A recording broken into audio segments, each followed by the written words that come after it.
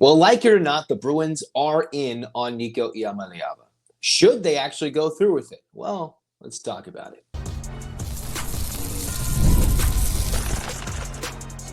You are Locked On UCLA, your daily podcast on the UCLA Bruins. Part of the Locked On Podcast Network, your team every day.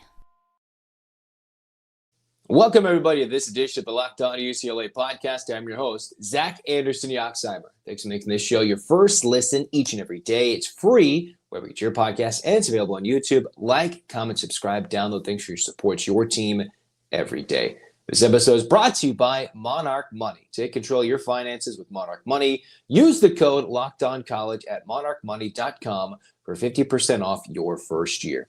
Well, according to Pete Nakos of On3, UCLA is most definitely in on Nico. Is that the right move? Is that even the right quarterback playing prep, who's played prep ball in the city of Downey that UCLA should go after? Are they looking for the now? Are they looking for the future? What should the Bruins be going for at the quarterback position? What do they have currently?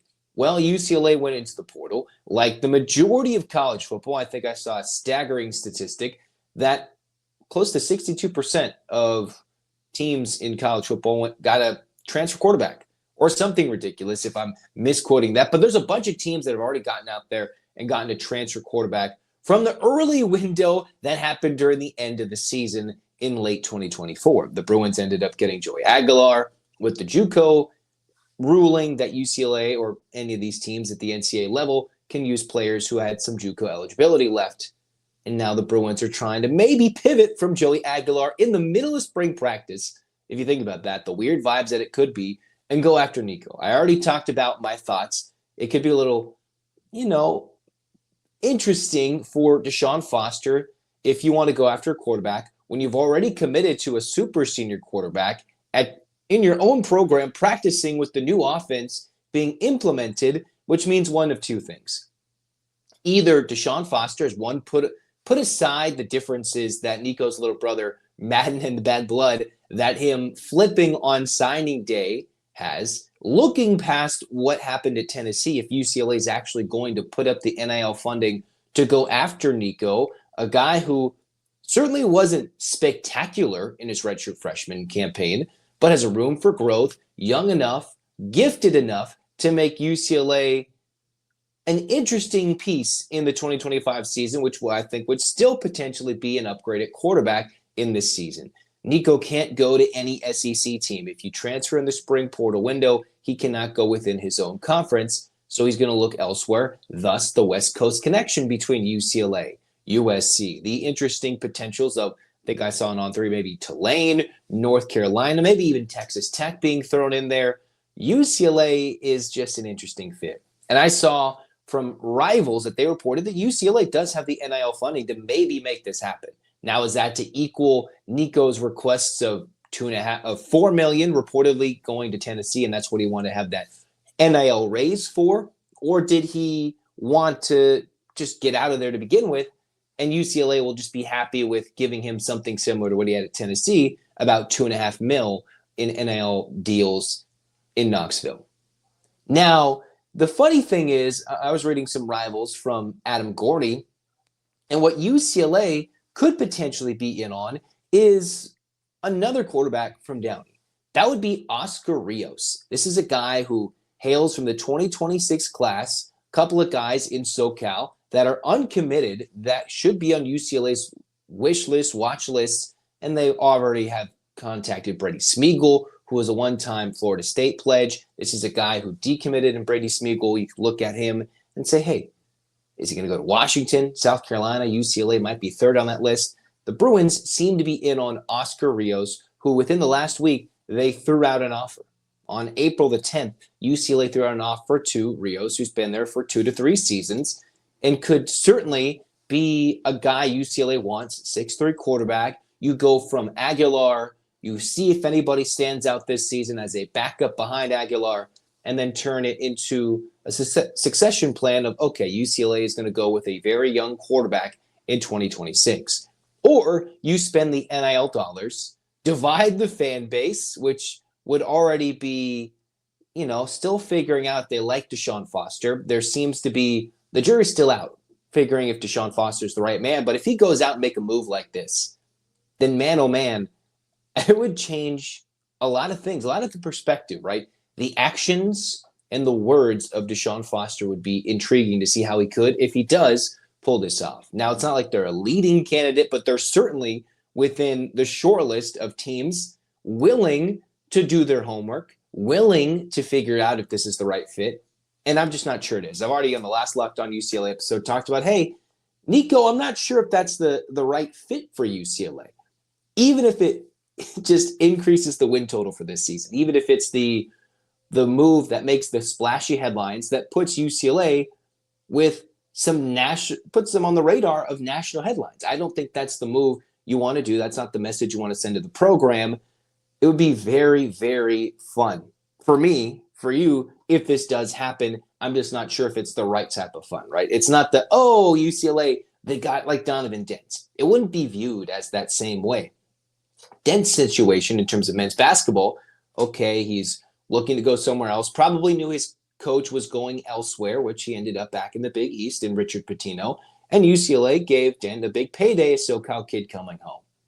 This wouldn't be the same homecoming for Nico, who could look at Notre Dame, USC, Tech, Tulane maybe. I think I was posted on that On3 article and everything. You mix in North Carolina with Bill Belichick.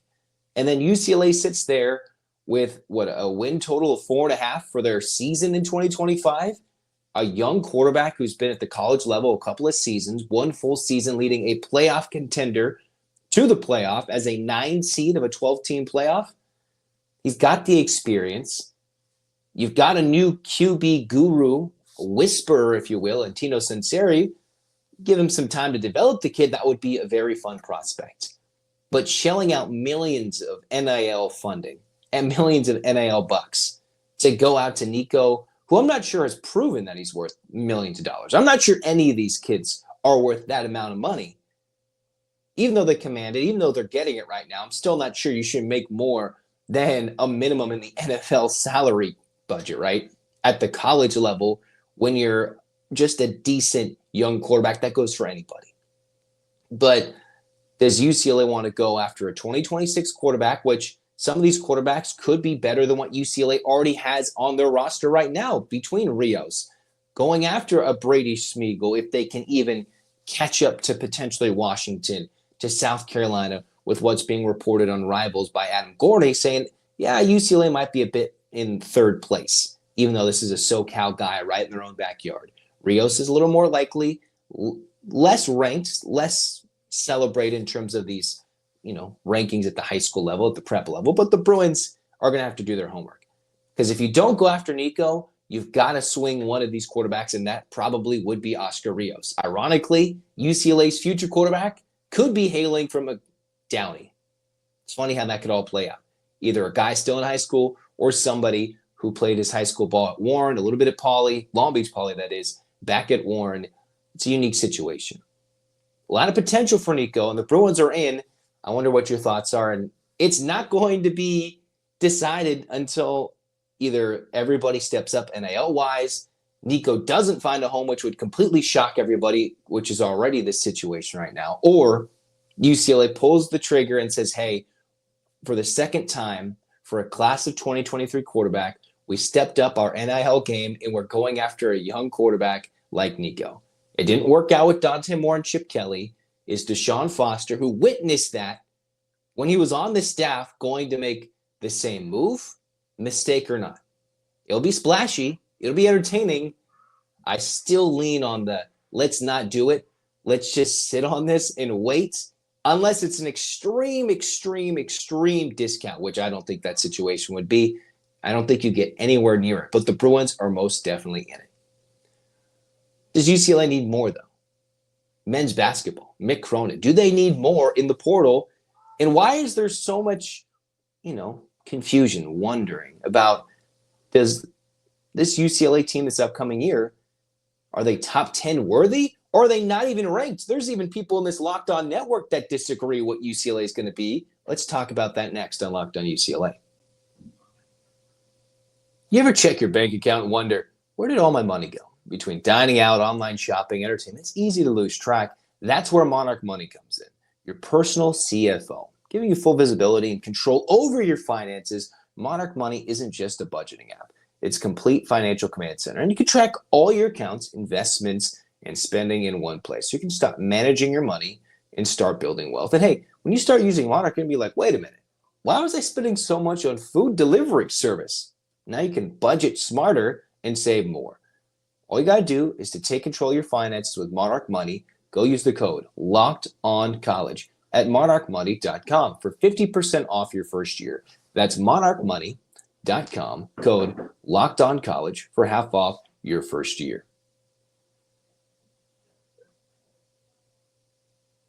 All right, cruising on here in the second segment of Locked On UCLA, the Bruins, Mick Cronin. What are they going to be next year? I've talked about how multiple outlets from the ESPNs, the USA Todays, to John Rothstein, having UCLA as currently constructed, way too early top 25s. Yes, I know the Final Four, March Madness, the tournament, all just got done. Still some moves to be made in the portal for many teams across the country. NBA draft decisions to be made or not in some cases. Where does UCLA go? The big story in the early part of this offseason, it seems like it's been a while, just a couple of weeks. Adai Mara heading to Michigan now. You lost Dylan Andrews, Sebastian Mack. Some of those might be addition by subtraction. Whatever it might be, UCLA sits here with an intriguing prospect. I was looking at our own Locked On College Basketball's way too early top 25, and they had UCLA either at the 4 or unranked. And sometimes you're like, okay, maybe it's regional bias, right? You're looking at guys who watch on the West Coast, and you think UCLA is a team that's going to be a force this next season. Well, no, it wasn't a regional type thing. It was actually surprisingly different. We had one host of Locked On College Basketball talking about, hey, actually, UCLA is unranked. They still need more. Xavier Booker isn't what they need at center. Steven Jamerson II isn't what is going to move the needle.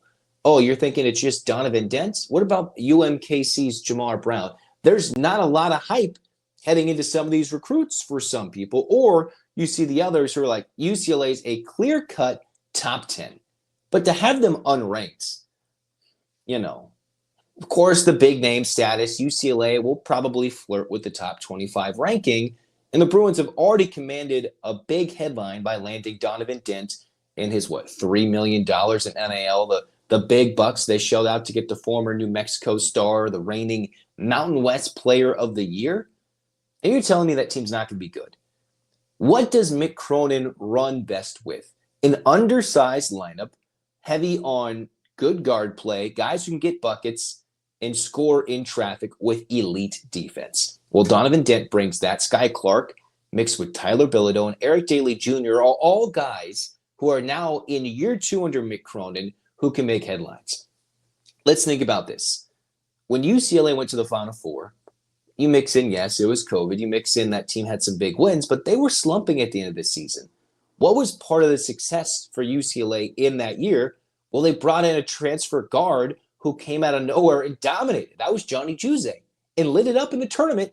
And with his heroics mixed in with some seniors, you mix in with a couple of youngsters ready to play another year or two, UCLA is ready to go. Think about it. Tiger Campbell was in year 2. You mix in Jaime Jaquez Jr. He was in year 2, all right, under Mick Cronin.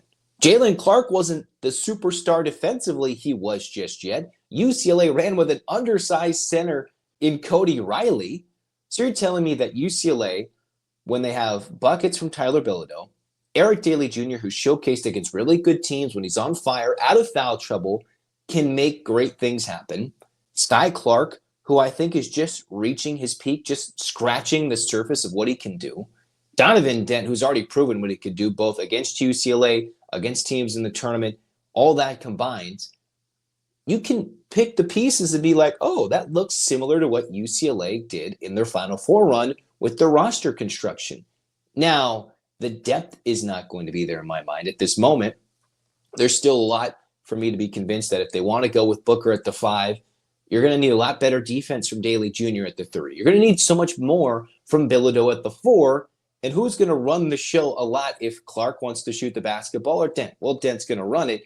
And Clark must take a lot more 3-point shots in this next season. He needs more attempts. Doesn't need to have the ball as much, but he needs to attempt 3-point shots. All of which I think are pretty feasible for Mick Cronin, which we know in recent years under UCLA, the offenses can sputter a little bit. That is a knock on Mick Cronin. The defense, the effort, the intensity will be there. His unwillingness to put in Mara, whether it was Mara asking out or if it's him not using a 7-footer, seeing where Mara went to Michigan, you'd be like, okay, he went to a school that utilized its big men a lot with Golden, which Dusty May used at FAU and utilized him at Michigan. Danny Wolf, who Dusty May utilized a lot at Michigan. Okay, so it was a good fit for Mara to stay in the Big Ten and go to Michigan. But Mick Cronin doesn't operate like that with elite big men. Even Adembona was a little undersized, not as gifted offensively, elite athleticism, elite on the defensive end when he stayed out of trouble, foul trouble that is. So if UCLA can get some sort of growth from Xavier Booker after a couple of years at Michigan State, you get some serviceable minutes from Jamerson. You mix in either the veteran savvy of Jamar Brown coming in, or you mix in some elite growth from Trent Perry, who I think still has a very high ceiling with the guys who are coming back.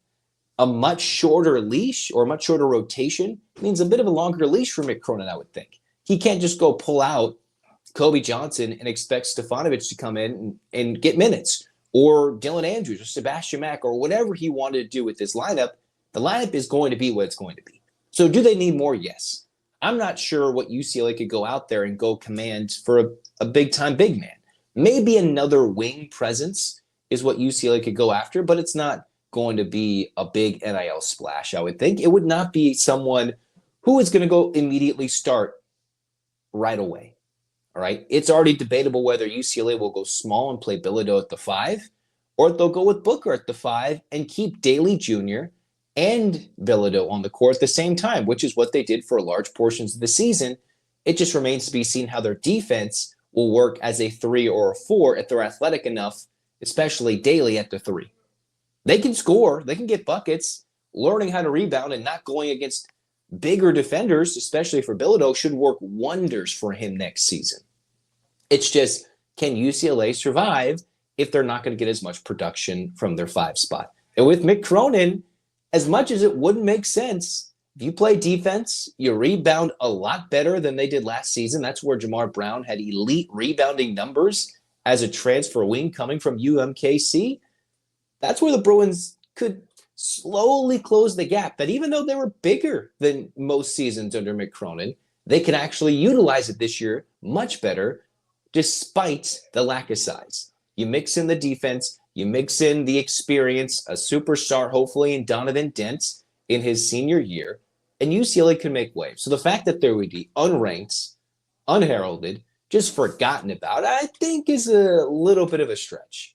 A lot of a stretch, actually. If you're sitting there like, okay, maybe you're hesitant to say this UCLA team is going to be top 10, all right? John Rothstein's come out and said if they had a Daimara, they'd be top 5. If that was when the expectation that Motto would return. Okay, but he still has them like number 7. So the addition of Dent might be one of the biggest transfers UCLA's gotten since Johnny Juzang came in, brought UCLA to Final Four, and had them in contention to win a Pac-12 the next season, to have them getting to the second weekend. And it took a Caleb Love hot shooting second half for North Carolina at the time to rob UCLA of an Elite 8, maybe Final Four run in 2022. That is how big the Donovan Dent addition is brought in. Now, the difference is where UCLA flew under the radar, they still might be the target. They're still looked at as, oh, they couldn't handle the travel of the Big Ten.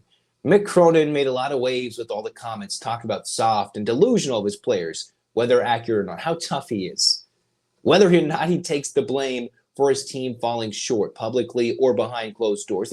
Those are all fair criticisms right now of Mick Cronin and this UCLA program. But the support, the going after it, the grit, the tenacity, the toughness, those are all things that are Mick Cronin staples, and they will bring it this season. They're going to have some tough non-conference games, most likely in neutral site neutral sites, like they'll have with Arizona or Gonzaga, right? Probably going up to Seattle or Arizona. They're going to host at the Intuit Dome in UCLA's backyard, but not exactly a home and home. As Mick Cronin always says, it's about the NCAA tournament. Well, this last season was certainly a bit of a disappointment with what they showcased potential-wise and where they actually ended up, losing to Tennessee in the second round where they couldn't score and they had no depth after two of their starters were in foul trouble very, very early in that first half. Can UCLA find life without a big man in the post? Absolutely. Mick Cronin almost thrives on it, in spite of it, actually. And are they a top 25 team? Absolutely. You can push them to the top 15. And there's a lot of hype for them in the top 10. But you got to be wary of either place, right? You can't say they're going to be super bad, but I can't say with complete certainty that this team will be top 5. But they will be good, and Mick Cronin should have them competitive.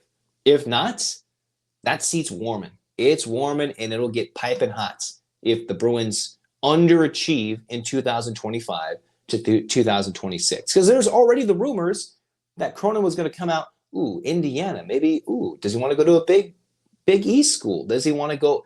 All those rumors were floating. And of course, he said, UCLA is the place I want to be. This is where I moved out to 6 years ago at this moment now for Cronin. But the time is now, and UCLA has to strike while the iron is hot. Not a lot I think they can do in the portal to improve at this moment after what they've already got, but Cronin could surprise me. But the place they need the most, the big man, they've already been signed or agreed or going elsewhere. And that's still okay for Mick Cronin's UCLA style. Next, though, UCLA spring sports, baseball, softball. First place in the Big Ten. Let's talk about their big weekends next on Locked On UCLA. Get the supplies you need from the site made for the skilled trades, Supply House. Whether you're into plumbing, HVAC, or electrical work, Supply House is the reliable place and the reliable way to order products online. Their easy-to-use website is packed with helpful resources and the latest product info to help you get the job done right. With a complete inventory of over 200,000 parts from over 400-plus top brands, you'll find exactly what you need delivered fast from coast to coast. You need help with an order? Supply House offers expert support and industry-leading service. You'll always talk to a real person. For those trade pros looking for an extra edge, they have a free Trade Master program with exclusive perks like a dedicated phone line, free shipping, and discounts in every order. Thousands of skilled professionals are already taking advantage. Now it's your turn. Join the Trade Master program today at supplyhouse.com/TM and start ordering plumbing, HVAC, and electrical supplies with just a few clicks. Plus, use the promo code SH5 for 5% off your first order. That's supplyhouse.com. Time to talk about UCLA baseball and softball. All right, the Bruins are sitting there in the top 10 in both baseball and softball. Both teams tied the top, or both atop the Big Ten standings for the respective sports. Let's talk UCLA baseball first. The Bruins, after a back-and-forth affair against Washington, saw themselves in first place, out of first place, and back in first place by winning 2 of 3 against the Huskies. UCLA, by percentage points, is ahead of Iowa, who has the most wins in Big Ten play. They're 14-4.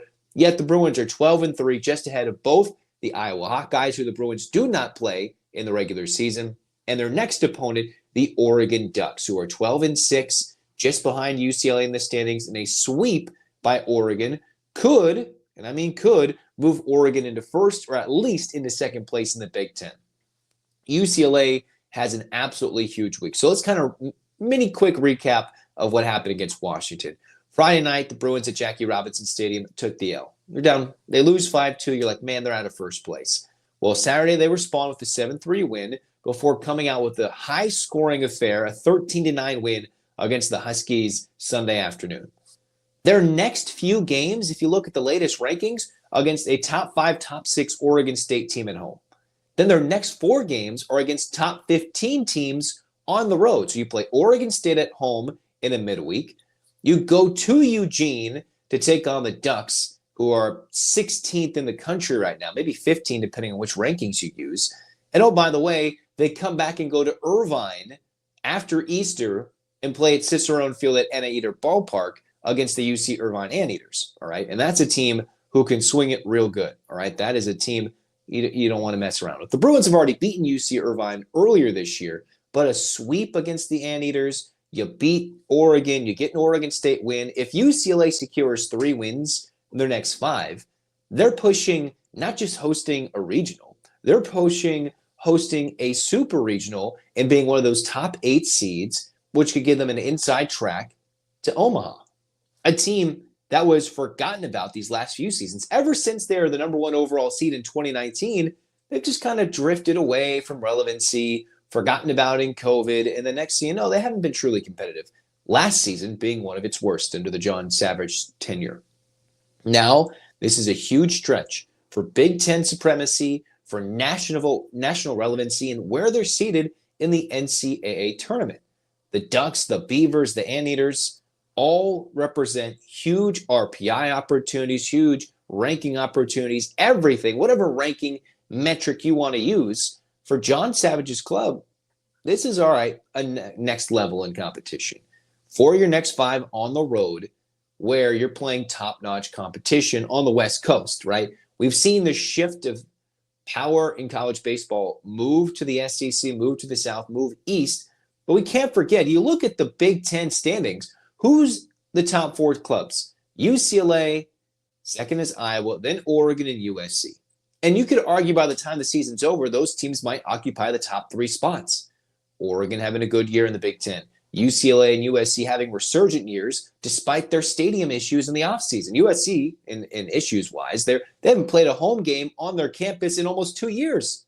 You got UCLA, who almost didn't have a home. They're practicing at Birmingham High School, got the grant to stay and continue their lease with Jackie Robinson Stadium on that land. And here they are, UCLA 21-5 at home. Dominant, 28-7. Huge week that could determine whether they get to host opening weekend, right? Because if Oregon's ranked 16th, I'm not sure if the committee will give a lot more West Coast regionals. If you're looking at Irvine wanting to host one, UCLA, Oregon, are they going to really give that many, if not more, to the West Coast for regional opportunities? You mix in Oregon State, UCLA, Oregon, Irvine. That's close to 4 to 5 West Coast regionals. I'm not sure if the tournament committee will let that happen.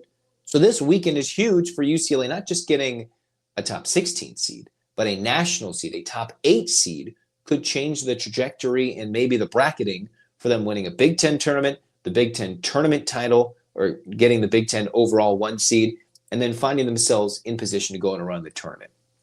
Flip the script to softball.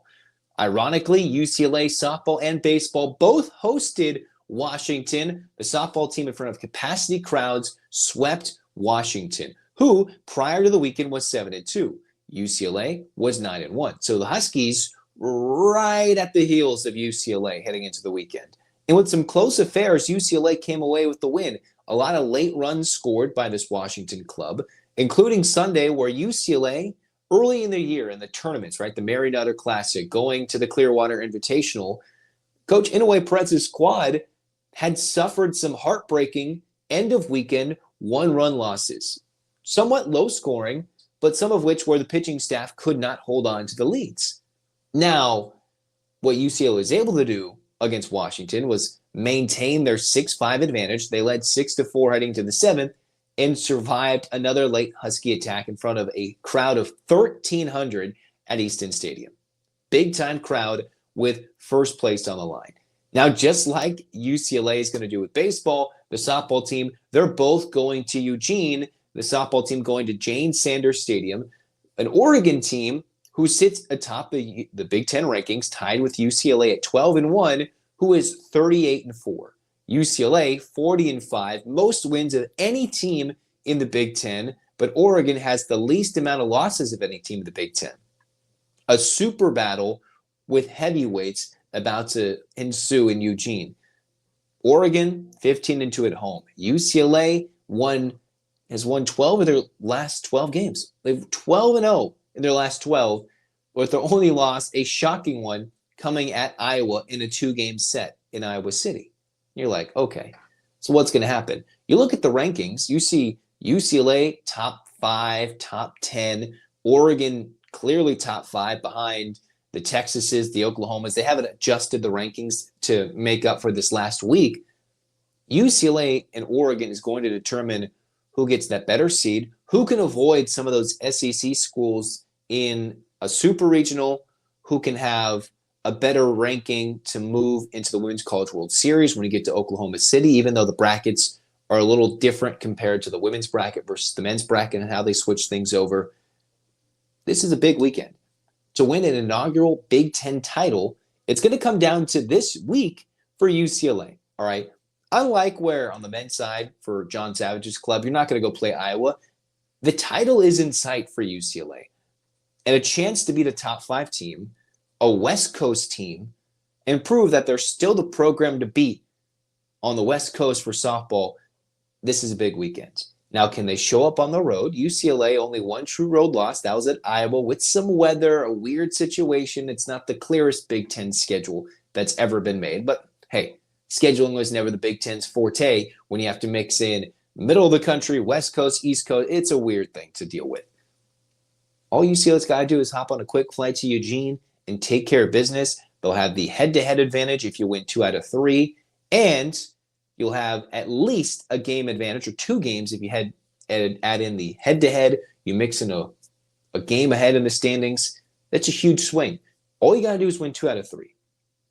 Now the Bruins just have to go and take care of business. A top 10 team against a top 5 team. I'm excited. I hope you are too. For more Nico drama, for more transfer portal drama in the college football ranks or college basketball, what are the women going to do after 6 players leave to the portal? What's Corey Close thinking? All that and more on future Locked On UCLA episodes. So like, comment, subscribe, download. Thanks for your support. It's your team every day. Hands up, Bruins fans. 8 clap time, baby. And 1, 2, 3, 4, 5, 6, 7, 8. UCLA. UCLA fights. This has been Locked On UCLA. Zach signing off. Go Bruins.